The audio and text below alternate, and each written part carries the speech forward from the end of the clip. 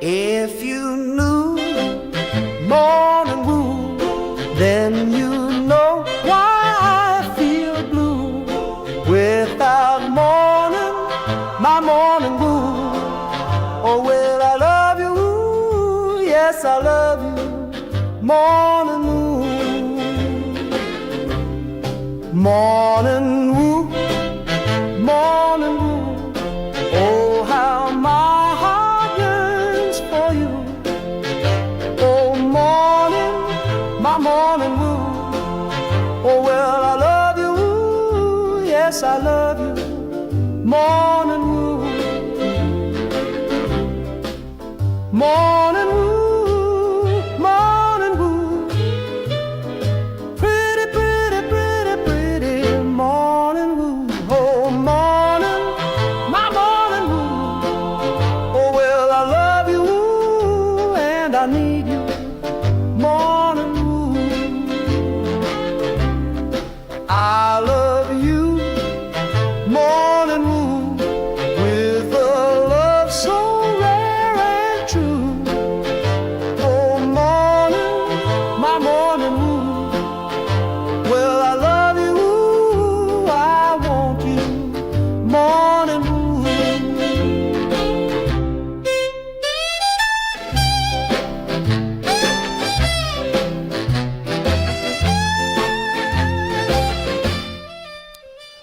Rise and shine. Happy Devil's Thursday. This is The Morning Woo. Coming to you live from the Primetime Radio studios inside the bunker. Undisclosed location in beautiful New Jersey. Streaming live on Facebook Live, YouTube Live, X Live, Twitch, and now on Instagram Live on the Let's Go Devils Network. As we're talking some Devils hockey today, maybe some sports. The big storm is coming to the Northeast. Seeing the latest weather reports. Today is January 22nd, 2026 at 10:56 a.m. Eastern. Seeing some of the reports up to 16 inches of snow. Could be more. But they really don't know, the weather people, they really don't know till it gets here, really. As the storm hasn't formed yet.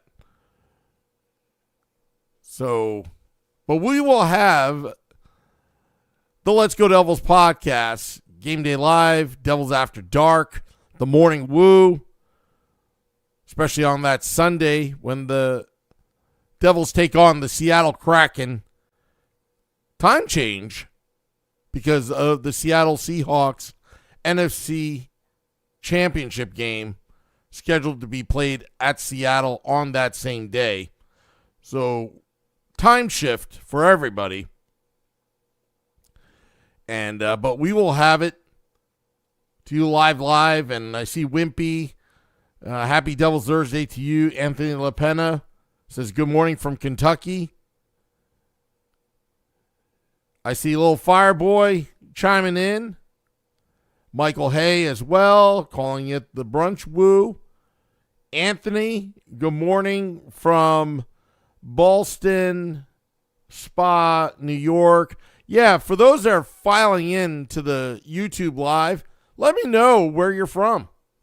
Let's get a location check on everybody. You know, right now I'm in an undisclosed location in beautiful New Jersey. You can tell me what state, what country you're from, because we've got Devils fans all over the place. And we got casual fans or just hockey fans as well, or the random straggler that, you know, chimes in into the Morning Woo. But the New Jersey Devils, after 50 games, what are your thoughts? Do they have the pieces to put it together? Can they put it together? I think the Devils have some nice assets. Right now, Jacob Markstrom's still trying to find his game. It's just a matter of consistency.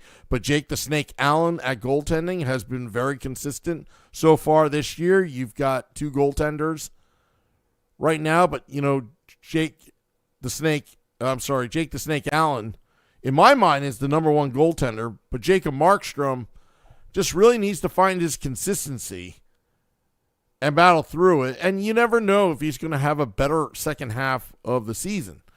At this point, 50 games in with 32 left, plus you've got the Olympic break, getting Brett Pesce back in the lineup does a lot of things.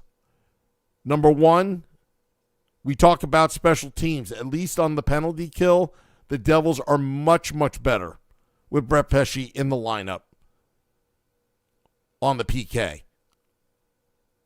And I've always said this from day one. Your best offense comes from your defense. If you can shut your opponents down like they did against the Edmonton Oilers and the Calgary Flames, you don't have to work as hard offensively to score goals. These are tightrope games that the New Jersey Devils are playing, but they're winning. And if you're going to be playoff bound, first off, you need to get there. But if you're going to be playoff bound, now is the time to shore up the defense. Play well defensively. Right now, scoring has been a problem for the New Jersey Devils. Pretty much ranked, the bottom 25% of the league in scoring. 5-on-5 has been a mess. But, we've seen this before in the NHL where things start to turn around. It's all about timing as well. Sometimes you get teams that are doing very well in the regular season, and by the time the playoffs come, they kind of putter out. But if you remember the 1995 New Jersey Devils, where they had pockets of good hockey in that shortened season, 48 games, if you remember, but just barely kind of squeaked in, get the fifth seed into the playoffs. But their defense, goaltending, and timely goal scoring offensively came in the playoffs, and the New Jersey Devils won their first Stanley Cup in that run.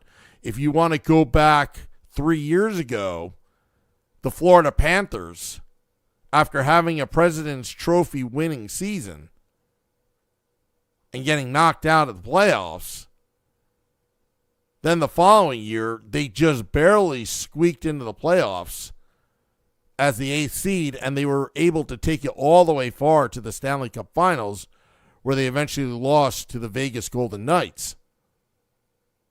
Sometimes these things come together at the right time, but right now, I think the Devils have some of the pieces right now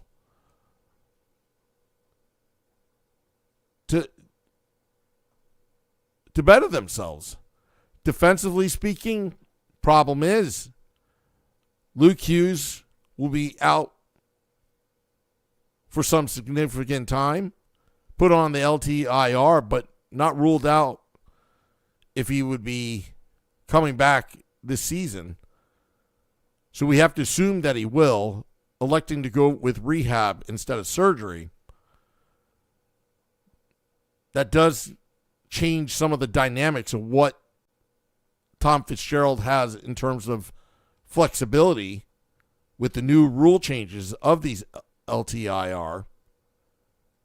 But let's see what this team is made of. Last 2 games, the Devils have held their opponent to just 1 goal. And maybe they're going to have to play defensively and start focusing on being consistent on defense, because offensively, the Devils, unfortunately, haven't been scoring goals. Jack Hughes still feeling the lingering effects of that freak accident, that injury. Jesper Bratt hasn't been scoring goals at all. He should have about 15 to 20 goals right now, but instead, I believe he only has 7 or 8 goals on the season.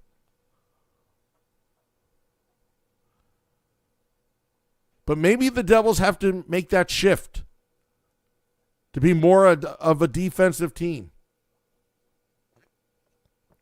with the offensive upside. Wait for the opponents to make a mistake and use your speed in transition. Simplify your game on offense. Michael Hayes says, how about 1988? McLean winning goal. First time in the playoffs. Now we go for more. Go for more. Go for more chant.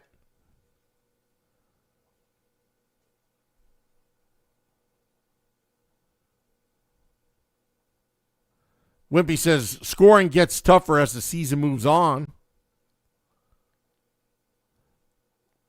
Little Fireboy is from Yarmouth, Nova Scotia. Wimpy, somewhere he's traveling as he is a truck driver. We love our truck drivers here, our CDLA and B here on the Morning Woo.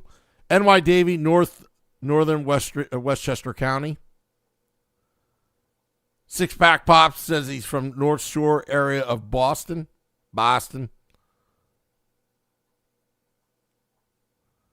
Anthony LePennant from Kentucky.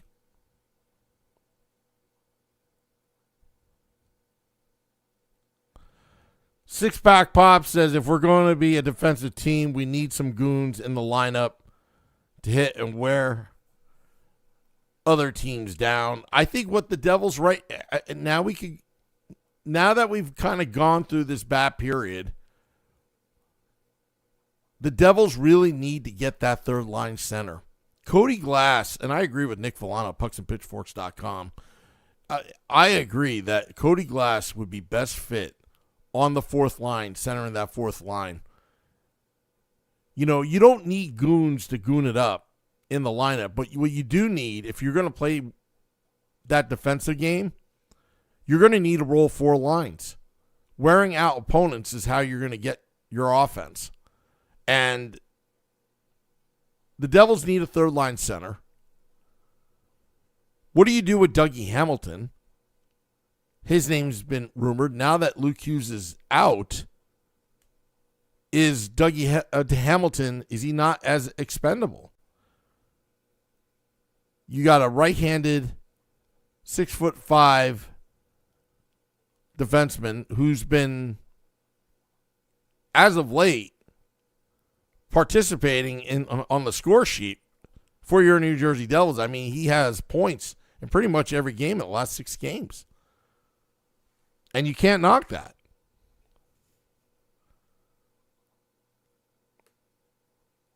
Seamus Casey, is he ready to come up with the big club? Is Shimon Nemitz ready to take on more minutes and more of that role? We've seen flashes of brilliance from Shimon Nemitz, but just like any young defenseman, they're going to make mistakes like Luke Hughes. You live and die with those mistakes, but right now we're talking about playing better defensively.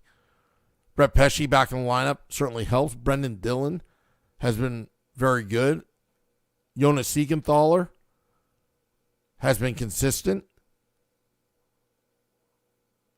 But losing Luke Hughes, he's logging about 23, 24 minutes of ice time every game. That's what you would expect from your $9 million AAV player. But Luke Hughes taking this time out may be good for him.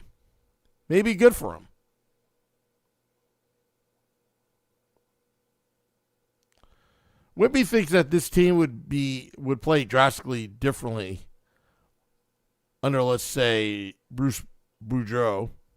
I would agree with that.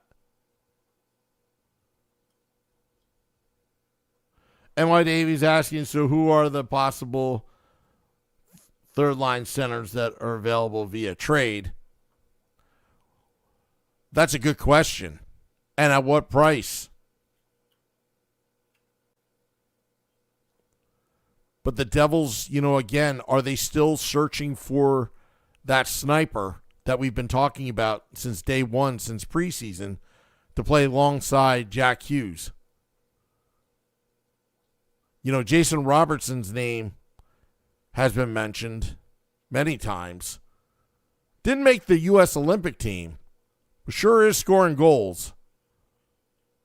But again, who do you give up for a player like that?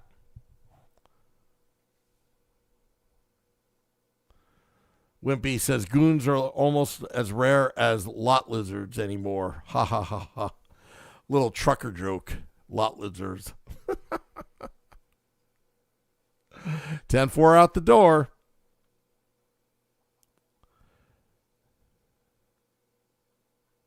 But seriously,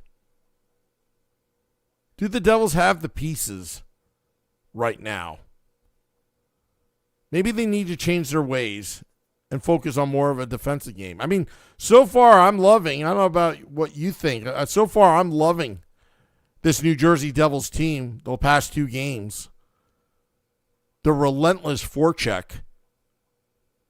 They've been skating very well against the Calgary Flames and the Edmonton Oilers. Jay Snow says, we don't need a goon. We need a guy with skill and grit. Agreed. At the same time, there was once upon a time that there was a Curtis McDermott on the team that they did have a goon. Not sure if it was in response to Matt Rempe of the New York Rangers, but they did have a goon, and he was seldom used. If you're not going to use your goons, then what's the point? You don't want to hog up a roster spot. But also, the emergence of Lenny Amenaho into the lineup, it's very interesting because the kid's played pretty well in the past 2 games. He's enough to impress me to give him another start. Where you put him, 3rd line, 4th line, it's irrelevant, but he's given the team better scoring chances than Lemico and Glendening, who are really just, eating up ice time. Anthony, thank you for the super chat in the YouTube Live. He says, I'm going to get murdered on here for this question, but do we make a trade with the Rags, Hamilton for Panarin? Just a question, be nice.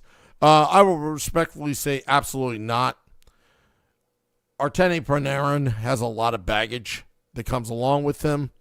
That's off the ice issues that, again, I don't want to get into in detail.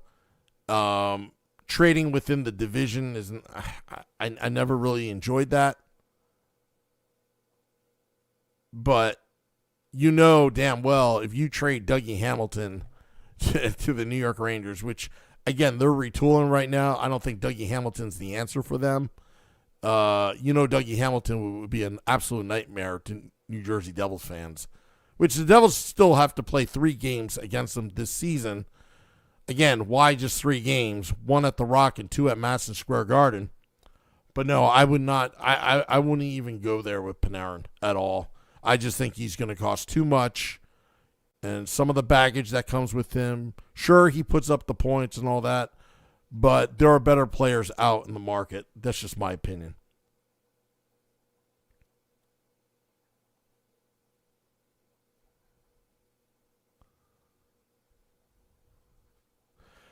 Jay Snow says, if our power play was good, that would help carry us, but it's been awful. I have no idea why Colton still has a job. Well, you got to put a body out there.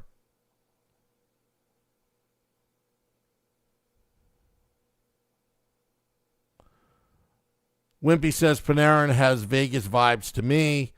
They go after everyone since 2018. Six Pack Pop says prefer Trocheck. I would agree.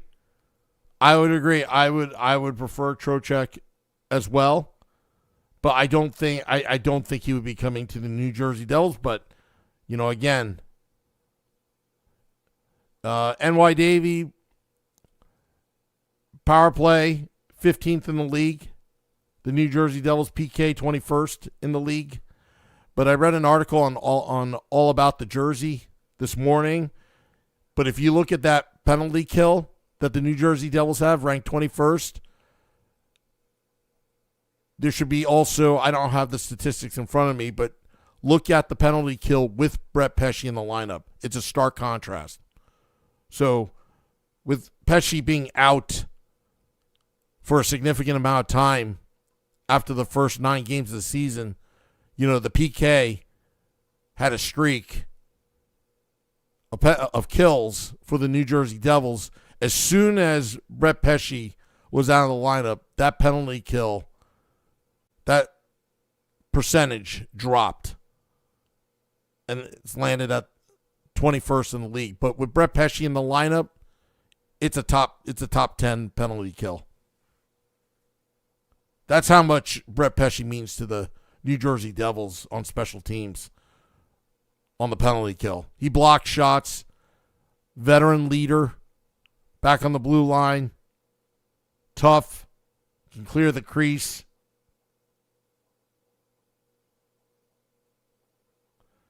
And he says, I would have to agree 100%, Sam. I didn't take the off-ice issues in consideration. Yeah, again, I don't want to get into it.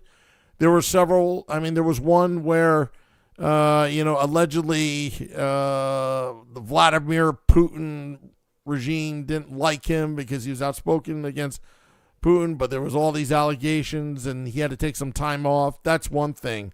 But a sexual harassment complaint, I believe, from an MSG employee, again, there are other better candidates out there. And if I want to stick to on ice, there are better candidates out there than Artemi Panarin.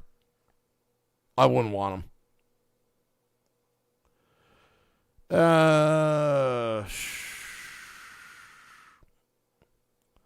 Jason knows that our D-core is mid at best.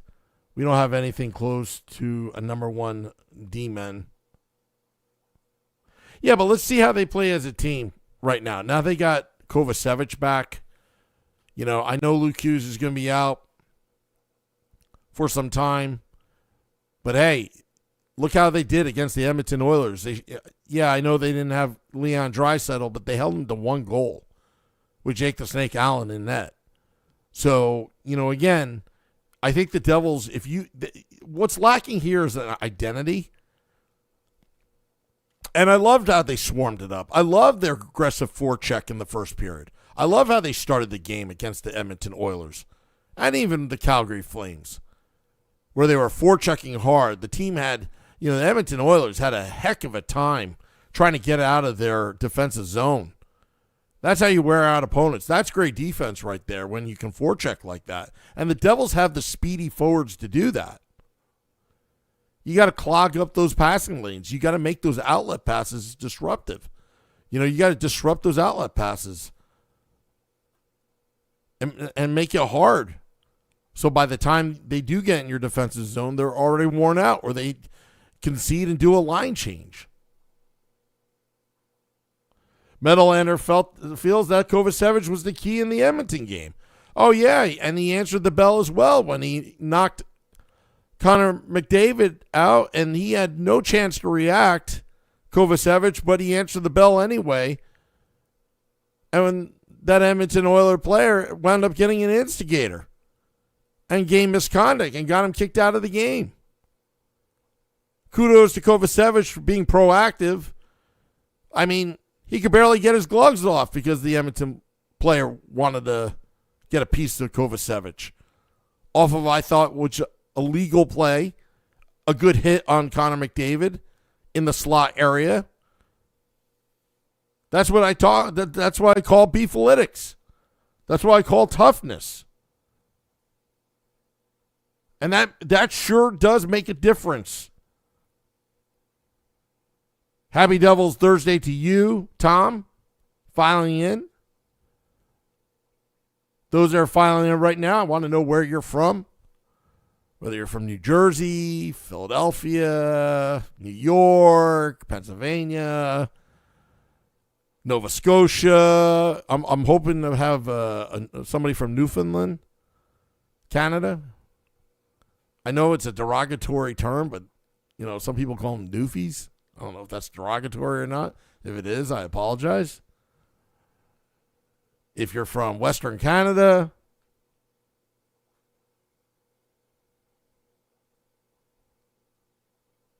Jason O says, third period, we just got dominated. But they knew how to survive. They knew how to, they shut the door. They got results. They got the 2 points. Matter of fact, it's 2 solid points. Regulation win, New Jersey Devils.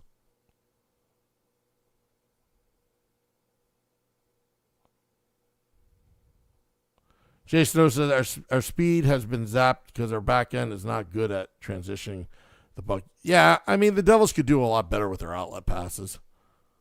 For sure.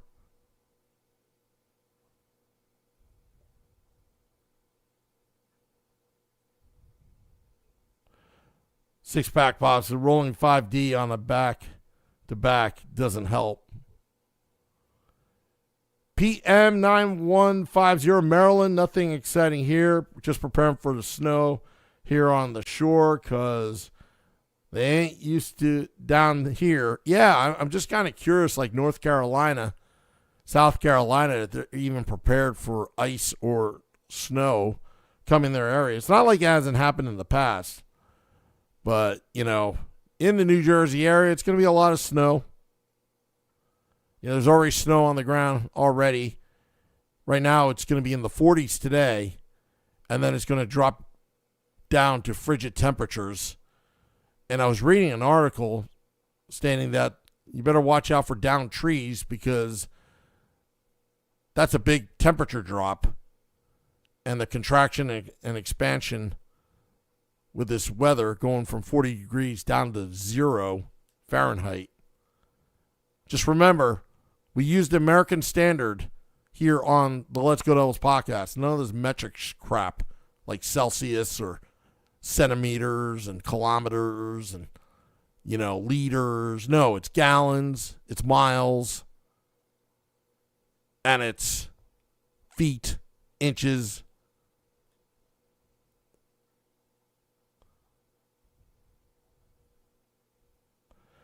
Third period was mostly due to back-to-back games. They were gassed, says Stanley, and that's a good point.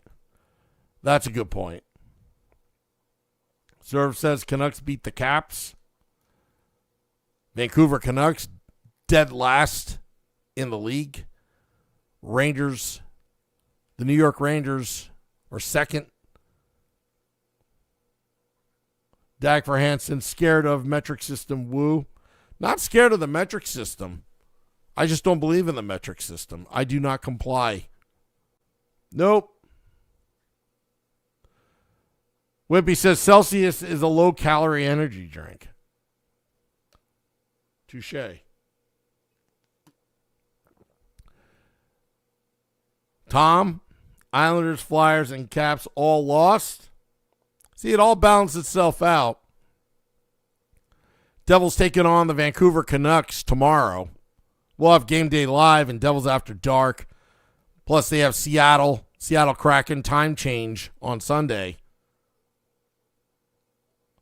Tom says no metric system. Absolutely not. No metric system here.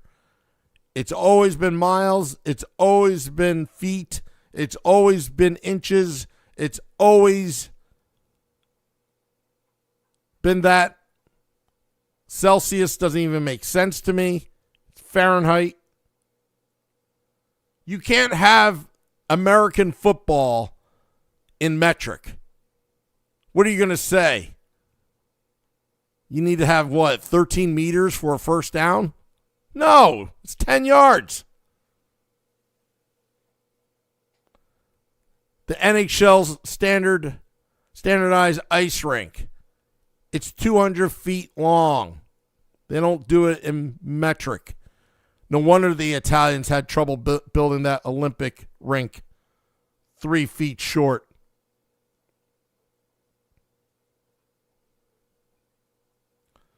Never believed in the metric system. I will not comply. That's just me. That's just me. Kilometers per hour. Huh.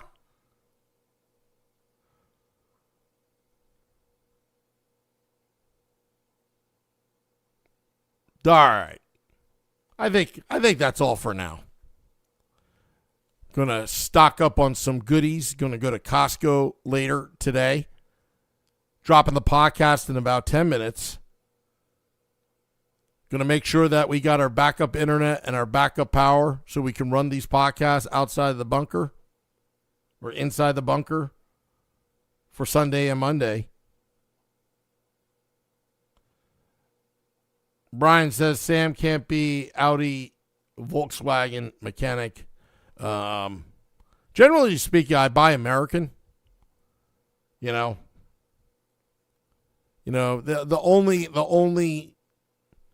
only car either my family or ever bought was a Toyota from Town Toyota in beautiful Ledgewood, New Jersey. Yes, David Decker. Go see David Decker, Town Toyota in beautiful Ledgewood, New Jersey, off of Route 46 West, next to Muldoon's. You can, if you're going to buy a Toyota, I suggest you go to Muldoon's beforehand. Get some of their chicken franchise, some of their steaks, and then go to Town Toyota and buy a Toyota from David Decker from Town Toyota, Route 46 in beautiful Ledgewood, New Jersey. Stock the Sam salad, says Tom. Serve says wings. Kelvin System for Life, says Dag for Hansen. Wimpy's, what about Samsung? Let me tell you something. My name is Sam, and I don't even endorse Samsung phones. I freaking hate them. Every Samsung, outside of a Samsung TV, I will vouch for that. But any Samsung product that I've ever had, whether it's a Samsung phone or a Samsung appliance like a washer dryer, all have sucked. Absolutely sucked. So no endorsement for anything Samsung. And that tells you something, considering Sam is my name is on it. And I don't even endorse it. Except for Samsung TVs. That's the only thing I'll endorse. I had a Samsung printer once and it sucked. And then one time I had a Samsung flip phone. This is before I got a BlackBerry. And the damn thing, like, I had it in my pocket. I only had it for 2 days. I had it in my pocket. And for whatever reason, the battery went bad. And it was so hot that I had to literally take off my pants because I was trying to get it out of my pocket because the phone started to burn and the phone went on fire. And I had to take my pants off. Luckily, I was at home in the driveway, next to my car. And I literally had to take off my pants. And then I had to shake the phone out of my pants upside down while they're off. Phone dropped onto the driveway and the thing was on fire. Lithium-ion batteries that get on fire, they're not too pretty. They just burn, and they burn hot. Serve says, I have a Sony TV. Just heard they're now turning it over to TLC. Not sure what he's talking about. Oh, you're talking about isn't there... Yeah, I think I know what you're talking about. One of these cheaper companies. TLC's taking over Sony TV. Yeah, I mean, Sony used to be the gold standard. Used to have a Sony Walkman. I had two Sony Walkmans. I had the regular Walkman with cassette player, AM, FM, digital. I had one of those digital ones as a kid. And then I had... one of the waterproof ones, and then I had a Sony Discman as well. Used to have that Discman in my Jeep back in the day. And then you had that little cassette player, and you just put that in, that adapter, so you can listen to your CD player.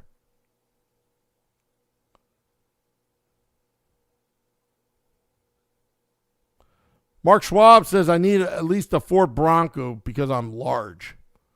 Ford Broncos have kind of gotten smaller, haven't they? They almost look like Jeeps now. Jeep Wranglers.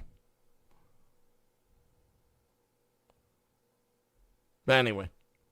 All right, well, I'm going to get out of here.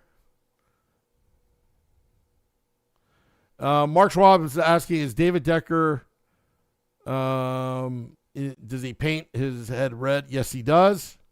That David Decker of Town Toyota. Go to David Decker. Tell him Sam Wu sent you. He has made a lot of sales through this podcast. He tells me all the time, keep mentioning my name. I love it. Woo. So, Joey B says, Sam Wu walked around Mo Beer campus with his waterproof Discman. Yes, I did. Especially on the bus, Joey B. Used to listen to Skid Row. I had my CDs. I had Skid Row.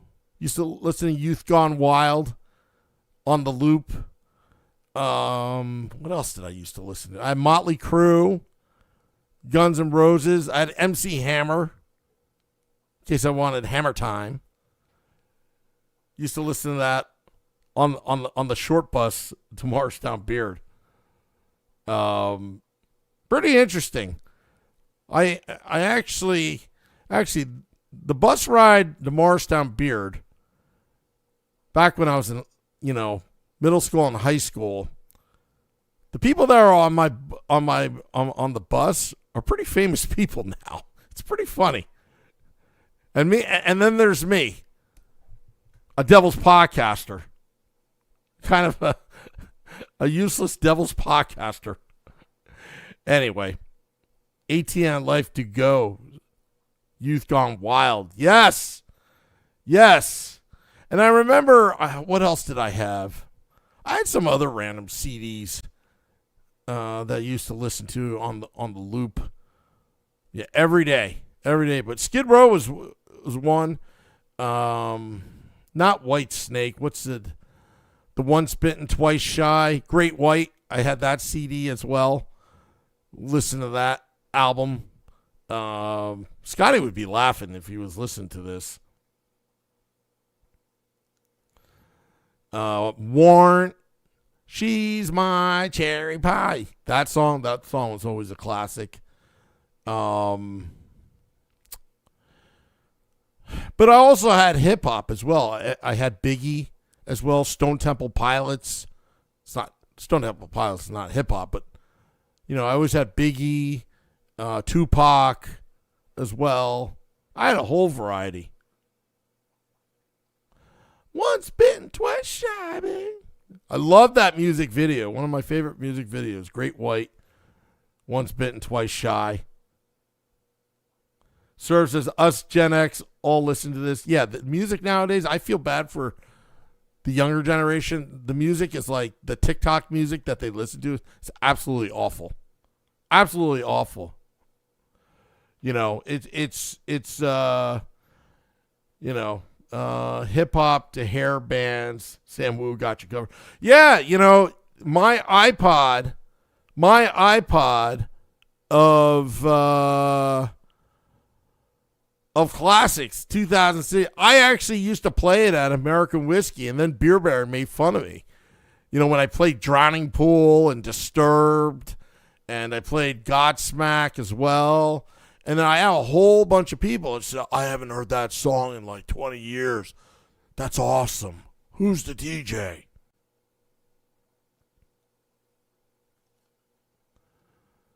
Yeah.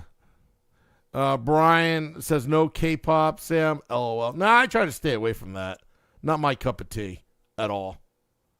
At all. Are you Swifties? Apparently, I coached Taylor Swift's soccer team years ago in Pennsylvania, or at least refereed one of her games. And let me tell you, Taylor Swift's team, if I remember correctly, they didn't know the offsides rule in soccer, and I probably whistled them down 40 times, and I was just a jerk ref. But they didn't understand offsides at all. You get the catalog and get 6 CDs sent to your house. I've never done that. I never did that. My way of getting CDs back in the day was buying them used. And I remember one time going into the slum areas. I remember I went to this pawn shop. Yeah, I remember going to this pawn shop, and I used to buy CDs by the bulk, where they would just sell somebody's like CD collection, and it's already encased in the booklet. Booklet meaning, the one, binder can hold 50 CDs, and it's just random CDs, and I would just buy it for like $10 at the time. I used to have an Alpine 5 or 6 disc changer in the back of my Jeep as well. I had an Alpine stereo unit as well. Stone Temple Pilots, that's right. That's right. But anyway, Columbia House, Joey B. That's funny. Oh, yeah, Pearl Jam. Don't forget about Pearl Jam, Nirvana. I mean, obviously, Metallica was one of my favorites as well. Soul Asylum. Yeah, I used to play the drums, and a couple Soul Asylum songs I knew how to play. Yeah, those were the days. What's the other one? Soundgarden. You remember Soundgarden? That was good. 92.3 K-Rock was one of my favorite stations growing up. Yeah, I'll listen to Z100, Hot 97, Power 95. Remember that? Back in the day. Then it became WPLJ. I was actually listening to WPLJ's last broadcast. Oh, it was so sad. So sad. Terrestrial radio, and then it turned into the contemporary Christian channel right afterwards.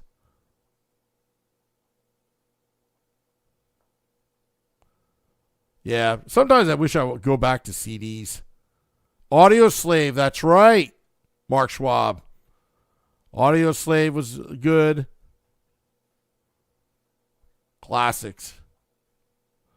The heavier grunge, says Wimpy. Tool. Yeah, Joey B. Yeah, that was the station that Howard Stern was on, 92.3. And then it was just K-Rock all day. And then, Opie and Anthony on 102.7. This is before satellite radio. Used to listen to that as well. Trap. Yep, Trap was a good one. I still listen to Trap in the car every once in a while. Some good stuff, guys. Good stuff. As the morning woo is off the rails, and now we're at almost noontime woo. But I got to get to Costco. I got to make sure that, I plan to cook for Mrs. Wu this weekend. If she's listening right now, she's probably like, ha! You cook? Yeah. Anyway. Yeah, what other bands?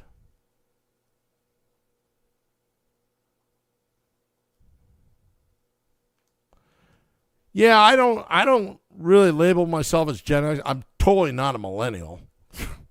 No. Millennials and I don't think alike normally. Nope. Not even close. Not even close.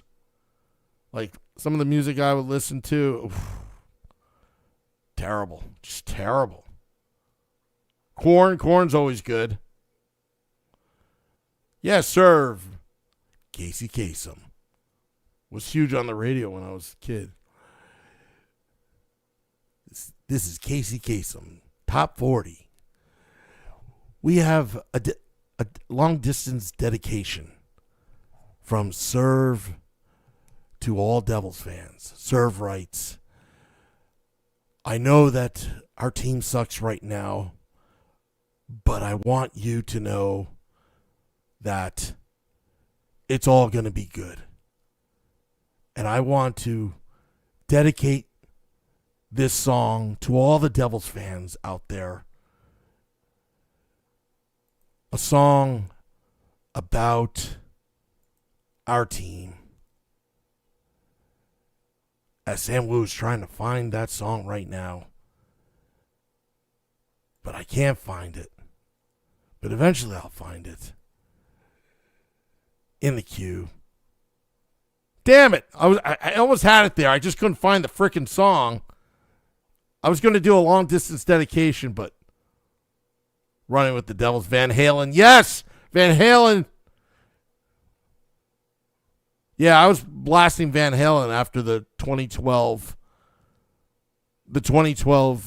victory over the New York Rangers, that Game 6. That was awesome. That was awesome. And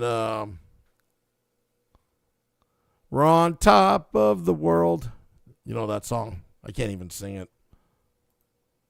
As I'm trying to look for, where the heck is all the music? Holy crap.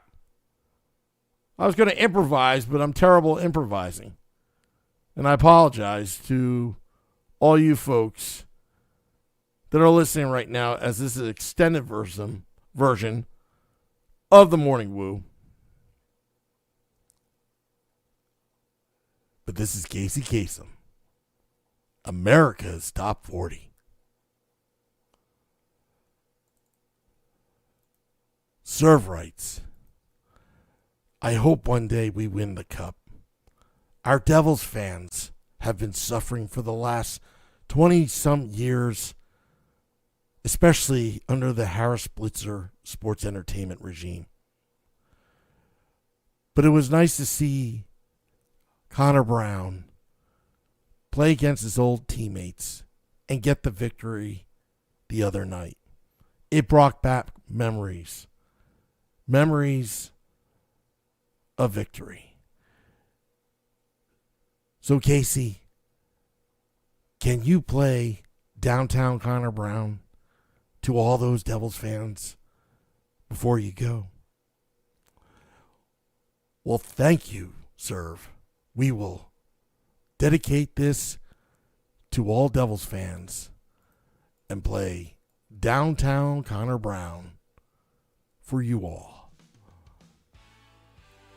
As the Devils hope to be victorious again. Here at number 1, listen to Downtown Connor Brown as we go. This is the coldest part of town, and if you're wearing enemy colors, you better just beware of a man named Connor Brown. Now Connor's more than trouble. He's got hands like a surgeon's knife. All the Devils fans call him Downtown Connor Brown. Opponents just to call him good night. And he's bad, bad Connor Brown, the baddest devil in the whole damn town. Faster than a breakaway goal, meaner than a nickel. History for a champ, you know.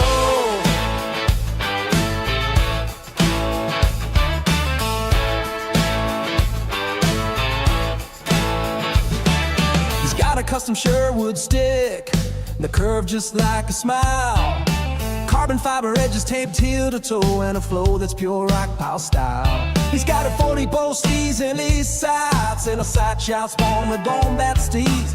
Lighted out in lower town corners on my top line, skate lift away a nipping knee. When Knicks make dangerous goals, best you can try to tough like Jack Cleans his weed. Then his by-law homeboy, hardest gomer in the heart of Todd. Flicking and leak, he's up a lunch, and tougher than a junkyard dog in a scrum.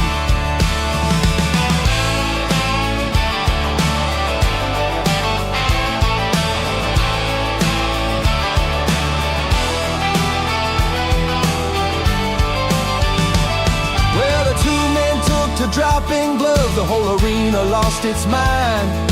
Fists were flying, jerseys torn, refs trying to break it in time. Connor came out looking like a jigsaw puzzle with the knuckle stitches on his chin. But he skated back to the bench smiling and dropped a hat trick just to rub it in. Yeah, he's bad, bad Connor Brown, the baddest devil in the whole damn town. Badder than old Marty Brodeur, meaner than a junkyard dog when the horn sounds loud. Let's go downtown Connor Brown, still the baddest man in the whole damn town. You better step aside when number 16 comes tearing